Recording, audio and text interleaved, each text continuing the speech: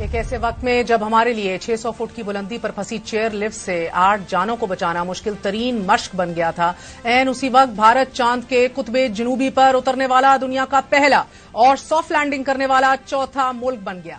इससे पहले अमेरिका, रूस और चीन सॉफ्ट लैंडिंग करने वाले 3 मुल्कों को यह एजाज हासिल था, मगर आज शाम 6 बजे भारत के खलाई जहाज चंद्रयान 3 ने चांद के जनूबी कुतब पर उतरकर तारीख रकम कर दी है। भारतीय वजीर आजम नरेंद्र मोदी ने इस मौके पर कौम से खिताब करते हुए कहा कि हार से सबक सीखकर जीत कैसे रकम की जाती है। भारतीय वजीर आजम ने यह इरादा भी जाहिर किया कि भारत चांद के बाद अब सूरज पर भी अपना तहकीकी मिशन भेजेगा। बिलाशुबा यह भारतीय खलाई एजेंसी ISRO की बहुत बड़ी कामयाबी है। आज सारा दिन 140 करोड़ भारतीयों के साथ साथ पूरी दुनिया की नजरें इस खलाई मिशन पर मरकूज रहीं और जब यह खलाई मिशन कामयाबी के साथ चांद के जनूबी कुतब पर उतरा तो पूरा भारत खुशी से झूम उठा। चांद का ये जनूबी कुतब सियारे का दूर दराज का खित्ता है और ये खित्ता हमवक्त गहरे साए में रहता है। चांद के साए वाले हिस्से को चांद के अंधेरे के नाम से पुकारा जाता है। चांद का यह अंधेरे वाला हिस्सा इससे पहले गैर दरियाफ्त शुदा रहा।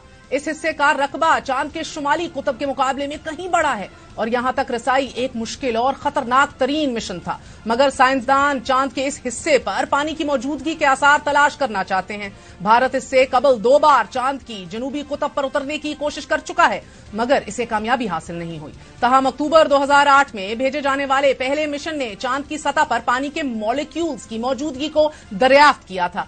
भारत ने जुलाई 2019 में अपना दूसरा खलाई मिशन भेजा और ये दूसरी कोशिश भी नाकाम हो गई, मगर अब चंद्रयान 3 की कामयाबी ने भारत को साइंस और टेक्नोलॉजी और तहकीक की दुनिया में कहीं आगे पहुंचा दिया है। 14 जुलाई को शुरू होने वाले इस खलाई मिशन ने आज 40 दिन बाद अपनी मंजिल को पा लिया।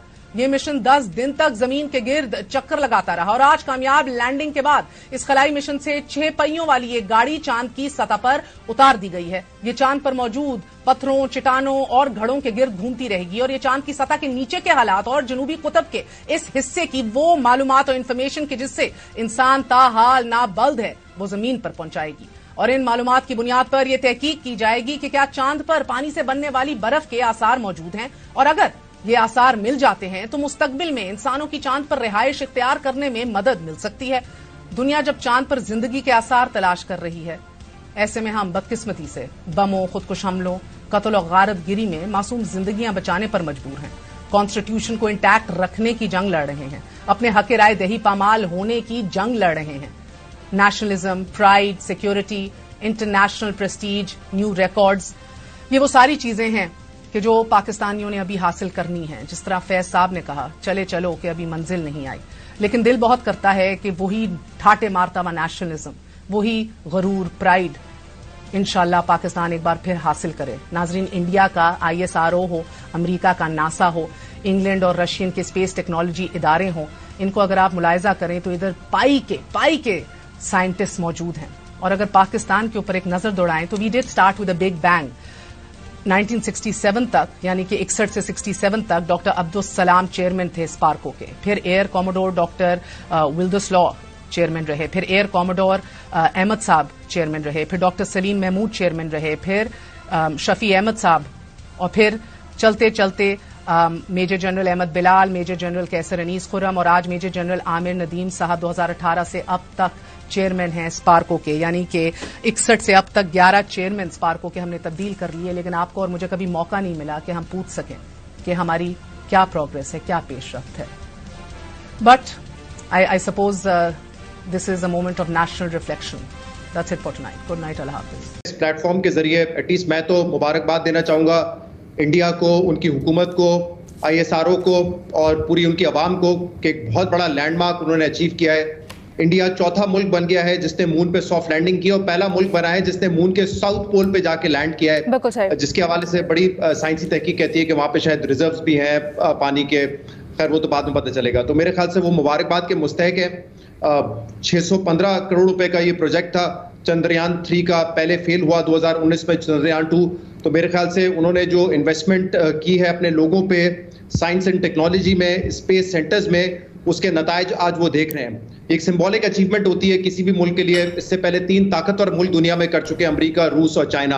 अब शायद उन्होंने भी थोड़ा एक बैकफुट ले लिया है, क्योंकि इस पे पैसा बहुत खर्च होता है टैक्स पेयर का, इसीलिए इस पे बाहर ममालिक में तनकीद भी होती है कि इतना पैसा आवाम पे लगाने के बजाय स्पेस रिसर्च में लगाते हैं। बट मेरे ख्याल से बहुत बड़ी अचीवमेंट है। और जैसे मैं कहता रहा हूँ, एक तरफ जहां पे बड़ी खुशी भी है उनके लिए कि उन्होंने ये लैंडमार्क अचीव किया है, अफसोस भी होता है, दुख भी होता है कि हम इस वक्त कहां खड़े हैं। मैं कई मर्तबा इस प्रोग्राम में ये बात कर चुका हूं कि हम जैसे लोग हैं, almost similar culture, similar background, हो सकता है उनका बेसिक IQ लेवल भी हमारे बराबर हो, लेकिन आज हम कहां हैं और वो कहां हैं। उनकी अचीवमेंट देख के खुशी होती है, लेकिन ये देख के अफसोस होता है कि हम कहां पर हैं।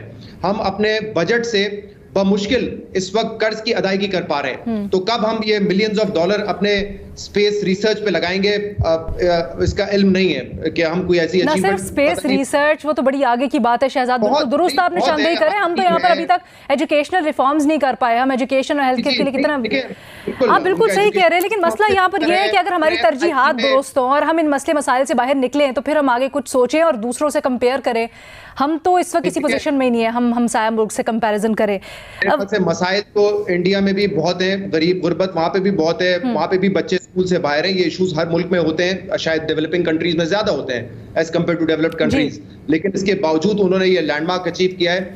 हमारे लिए सीखने के लिए बहुत कुछ है। हमने ना साइंस एंड टेक्नोलॉजी में उस तरह इन्वेस्ट किया, ना IT में इन्वेस्ट किया, ना बेसिक एजुकेशन में हमने उस तरीके से इन्वेस्ट किया है। इंडिया का निजाम आप दुरुस्त कह रही हैं, हमसे तो बहुत बेहतर है, इश्यूज है लेकिन हमसे बहुत बेहतर। बट हम वाकई में ये लेजिट सवाल है, क्या हम सीख पाए हैं? क्योंकि आज फिर हम देख रहे हैं कि हम वही जो पनामा में हुआ, वही हम दोबारा पेंडोरास बॉक्स खोल के बैठे हैं। तोशा खाना में भी उसी की झलक नजर आती है। सवाल कर रहे हैं कि क्या पनामा की हिस्ट्री दोहराई जा रही है। फिर सुप्रीम कोर्ट से आज जिस तरह के रिमार्क्स आए, उसके ऊपर खदशात का इजहार हो रहा है। तो इस रोशनी में इसको कैसे देखते हैं?